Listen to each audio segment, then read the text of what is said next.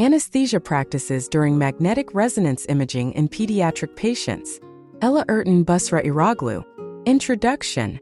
Outpatient anesthesia is becoming increasingly common in pediatric procedures, and members of the anesthesia team are expected to provide care in very different areas, including, but not limited to, interventional radiology, radiation oncology, and cardiac catheterization laboratories. To provide safe anesthesia, experienced anesthesiologists must be aware of the specific characteristics and environmental risks in these different units and manage perioperative processes accordingly. In pediatric anesthesia, management performed outside the operating room maintenance methods may include intubation, controlled or spontaneous breathing with a laryngeal mask, local anesthesia, and spontaneous breathing with oxygen support depending on the reason for anesthesia. Magnetic resonance imaging (MRI), performed outside of the operating room, is a valuable radiological imaging method for diagnosis and treatment monitoring that is being increasingly used in pediatric patients who sometimes require anesthesia during the procedure. The need for prolonged immobility in a closed and noisy area, the requirement for intravenous 4 injections of contrast material, and the anxiety resulting from separation from parents make MRI a highly anxiety-inducing procedure for children. Therefore, anesthesia is the most appropriate method for ensuring this process occurs smoothly. In pediatric populations, anesthesia for MRI should maintain the hemodynamic balance without harming the physiology and metabolism of patients while ensuring recovery occurs safely in a short time period, as it is usually an outpatient or ambulatory procedure. For anesthetic agents such as propofol, ketamine, midazolam, and dexmedetomidine, as well as inhalational agents such as sevoflurane, are used either individually or in combination for sedation in pediatric anesthesia management during MRI.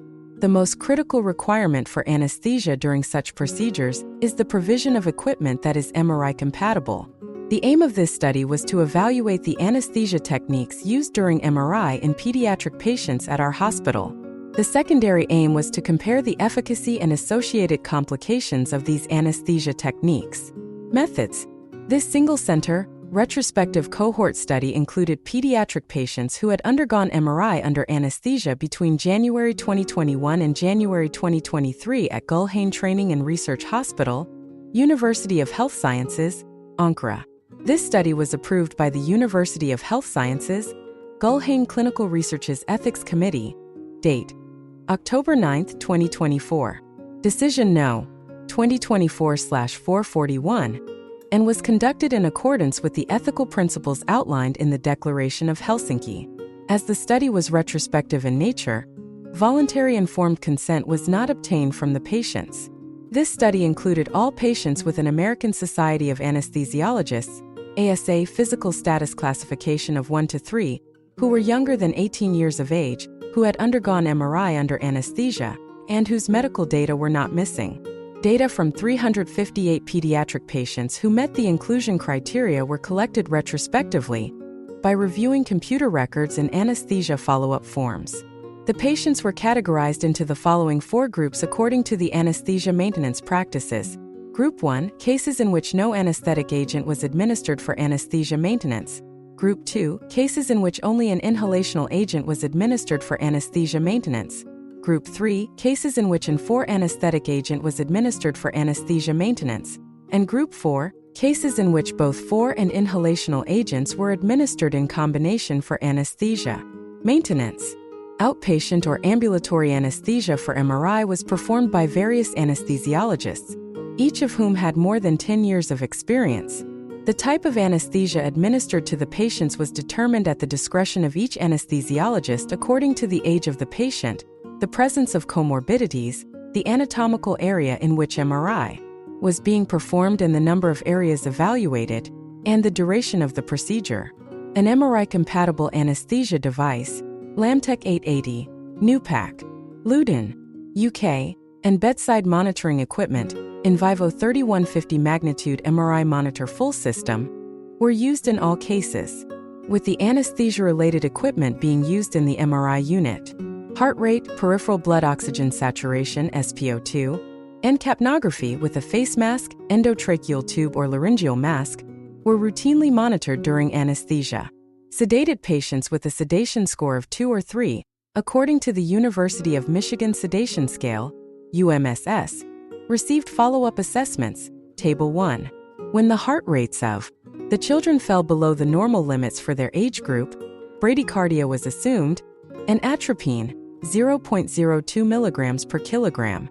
4 was administered, Table 2. When SpO2 levels fell below 90%, hypoxia was assumed, and necessary interventions were performed.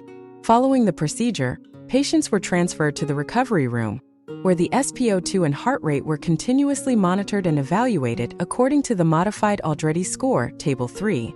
The patients were discharged once the score reached 10. Demographic data, ASA information, details about the MRI acquisition sites and number of sites, contrast agent use, peripheral vascular access management, pre-medication, anesthesia induction and maintenance, airway management, MRI acquisition, total length of stay, movement during the procedure, complications encountered, and interventions were recorded in the data forms and analyzed. Statistical analysis. Statistical analyses were performed using IBM SPSS statistics for Windows version 25.0, IBM Corporation Armonk, New York, USA. The normality of the data distribution for each variable was determined using the Kolmogorov-Smirnov test. Data are expressed as numbers, percentages, median values with an interquartile range, IQR, or minimum and maximum values. Categorical variables were evaluated using the chi-square test. Quantitative measurement data were evaluated using the Kruskal-Wallis test, and intragroup pairwise comparisons were conducted using the Mann-Whitney U test. Statistical significance was set at p less than 0.05. For intragroup pairwise comparisons of continuous data, 6 paired groups, the Bonferroni correction was applied and a corrected p-value of 0.0083, 0.05/6, indicated a statistically significant difference. Results. Of the 358 children who had undergone MRI under anesthesia, 137, 38.3%, were girls and 221, 61.7%, were boys. In terms of the categorization based on the type of anesthesia administered for maintenance, 219, 61.1%, patients comprised Group 2. 63, 17.5%, made up Group 3, 58, 16.2%, met the criteria for Group 1, and 18.5% were classified in Group 4. A total of 185, 51.7%, patients had an ASA-1 physical status classification, and there was no statistically significant intergroup difference. A significant intergroup difference was observed in terms of age, with the patients in Group 2 being significantly younger, p less than 0.001. Similarly, the weights of the children differed significantly between the groups, with those in Group 3 being heavier, Table 4. In 316 patients, 88.3%, MRI was conducted in one anatomical region, the most common being the brain in 294 cases, 82.1%, whereas MRI of more than one anatomical region was performed in 42 cases, 11.7%. The highest number of single-region MRI scans was performed in Group 2, which also exhibited the highest use of contrast material, p equals 0.016 and p equals 0.001, respectively. Peripheral vascular access was performed while patients were awake in most cases, 76.8%, and was conducted most frequently in Group 1. The most common access site was dorsum of the hand, 67.6%, and successful access was most often achieved in a single attempt, 80.7%. There was no significant intergroup difference in terms of the number of peripheral vascular access attempts or the access site, Table 5. Pre-medication was not administered to 190 children, 53.1%. Pre-medication was most commonly administered in Group 3, 71.4%, with 4 being the most common route of administration in 65.1% of cases, and midazolam being the most commonly administered agent in 71.4% of cases, p less than 0.001, Table 6. Anesthetic induction using 4-propofol was most commonly performed in Group 2, 64.5%. The second most common means of induction was through the use of inhalational agents, 22.3% of cases, Table 7. In terms of airway management, spontaneous breathing was the most common method during MRI under anesthesia in children 351/358, 98%. Only 7 patients were required general anesthesia using controlled breathing with laryngeal mask airway (LMA), which occurred most frequently in Group 4. The most commonly used airway equipment in anesthetized patients under spontaneous breathing was an airway and simple face mask, 79.1%. Table 7. The mean MRI acquisition time was 15:10.0 to 20.07.0 to 105.0 minutes, with the longest duration observed in Group 4, p less than 0.001. However, the mean total time spent in the MRI room from the induction of anesthesia to awakening was 20:15.0 to 30.010.0 to 110.0 minutes, with significantly lower times observed in Group 1, p less than 0.001. Table 8. The frequency of awakening during MRI significantly differed between the groups and was most common in Groups 3 and 4. However, no significant difference was observed between those two groups, p greater than 0.05. During MRI, complications developed in 10.6% of cases, with the most and least frequent complications occurring in Groups 4 and 1 respectively. The most common complication was desaturation, 3.9%, and the most commonly used interventional method in such patients was the chin lift maneuver, 35.7%. One patient exhibited an allergic reaction following contrast material administration and was treated with 4 antihistamines. One patient experienced an epileptic attack and was treated with 4 propofol.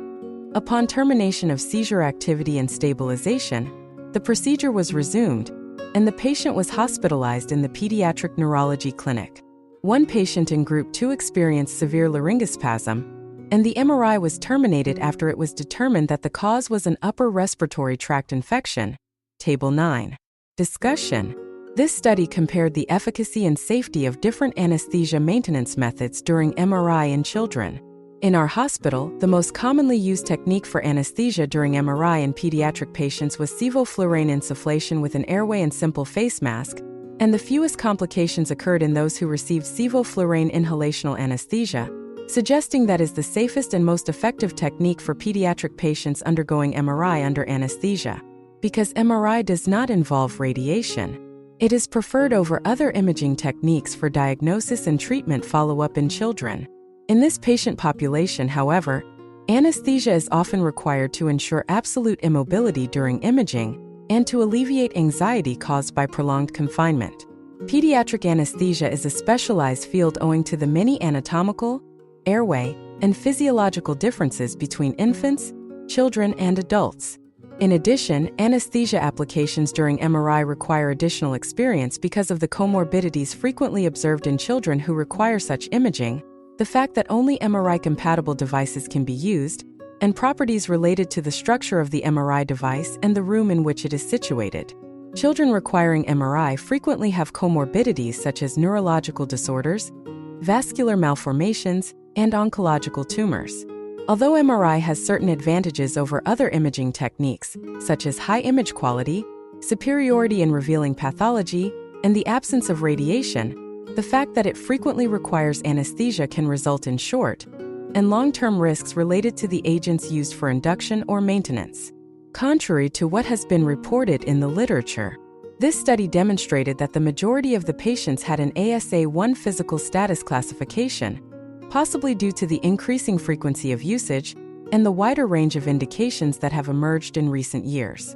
However, for the aforementioned reasons, it is believed that MRI should be used more selectively, especially in children.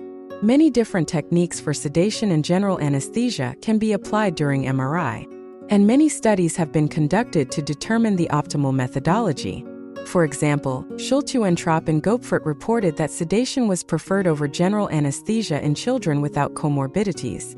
In contrast, however, Malvia et al. Suggested that general anesthesia during MRI in children can induce greater immobility and less hypoxemia than sedation. Inhalational agents such as sevoflurane, for anesthetic agents such as propofol, ketamine, dexmedetomidine, midazolam, and pentobarbital, or different combinations of these agents can be used during these procedures. Briggs et al. Argued in favor of sevoflurane as the ideal anesthetic agent for MRI in children for both induction and maintenance. Bryan et al. Found no difference in terms of respiratory complications in a study comparing sevoflurane and propofol administration, although a higher MRI success rate was observed with sevoflurane anesthesia, and Tassin et al. Showed that the recovery time of pediatric MRI cases performed using sevoflurane was shorter than that of procedures performed using 4 anesthetic agents such as propofol, ketamine, and dexmedetomidine. Although it has been shown that the use of sevoflurane in anesthesia management in pediatric patients may be associated with emergence delirium, the present study failed to detect a significant difference in the frequency of this complication between patients who did and did not receive sevoflurane for anesthesia management. In this study, sedation was selected more frequently than general anesthesia. For propofol was most commonly used for anesthesia induction, and the sevoflurane insufflation technique was most commonly used for anesthesia maintenance. Such preferences are likely related to the belief that these methods are the most effective for MRI under anesthesia, while simultaneously aiming to promote the fastest recovery, as these are generally outpatient or ambulatory procedures. Recent studies have revealed that repeated or prolonged exposure to anesthetic drugs, especially up to the age of 3 years, may adversely affect neurodevelopment in children. Therefore, many new non-anesthetic procedures have been proposed to facilitate MRI applications in children, such as having them watch movies, listen to music, and perform relaxation techniques or engage in play therapies, along with family training. Additionally, MRI-compatible equipment that allows for feeding and sleeping during procedures or promotes immobilization has been used successfully in infants. For example, Barkovich et al. Recommended that the feeding and swaddling method should be prioritized for MRI in children younger than 3 months of age. In our hospital, unanesthetized MRI methods in children have been attempted only in older individuals in the form of suggestions. However, only one 12-year-old has been persuaded, which allowed for the successful completion of the MRI procedure. It is likely that the low success rate is attributable to the large number of patients, resulting in time-related limitations, the lack of experience among staff, and the lack of MRI-compatible devices for listening to music and watching movies. In our hospital, the only devices used for this purpose are headphones to prevent exposure to loud noises. However, some studies have shown that the use of headphones under anesthesia for this purpose can also decrease spontaneous arm-leg mobility. A review of the literature revealed that the most common cause of failure during MRI is patient mobility, with the most important contributor being the inadequate depth of anesthesia in children undergoing MRI. Inadequate anesthesia may adversely impact MRI quality, prolong the working time of staff, increase costs associated with repeated imaging, and enhance anxiety in patients and their family members. In this study, awakening during MRI occurred most commonly in cases in which anesthesia maintenance was performed solely with 4 anesthetics or with 4 anesthetic agents in combination with inhalational anesthesia. These instances of awakening are likely attributable to the fact that 4 anesthetics were administered via intermittent boluses rather than through continuous perfusion. Although serious complications related to anesthesia for MRI in children such as cardiac arrest are rare, minor unwanted complications such as laryngospasm, desaturation, vomiting, and allergies may be frequently encountered. These minor adverse complications may become life-threatening if not managed correctly by taking necessary precautions. No serious complications such as cardiac or respiratory arrest were observed in the present study, and the most common complication was desaturation, with the chin lift maneuver often serving as a sufficient intervention. It is believed that these complications would be encountered less frequently when anesthetic procedures outside the operating room are performed by healthcare personnel who are experienced in both anesthesia and pediatrics. Limitations. The limitations of this study are that it was retrospective in nature, and anesthesia induction and maintenance were performed using different agents and by different anesthesiologists. However, one of the aims in this study was to assess the management of MRI under anesthesia in children when performed by anesthesiologists with different levels of experience. Prospective studies with larger sample sizes are warranted. Conclusion: procedures requiring prolonged periods of immobilization, such as MRI, continue to be difficult to perform owing to practical difficulties in some populations, including in pediatric patients. Outpatient or ambulatory anesthesia is currently considered the most effective and comfortable method for optimizing image quality and ensuring rapid recovery. However, it is important to minimize the associated risks while simultaneously ensuring an adequate depth of anesthesia. Ultimately, the results of this study suggest that sevoflurane insufflation with the preservation of spontaneous respiration is an effective and safe method for pediatric patients undergoing MRI under anesthesia.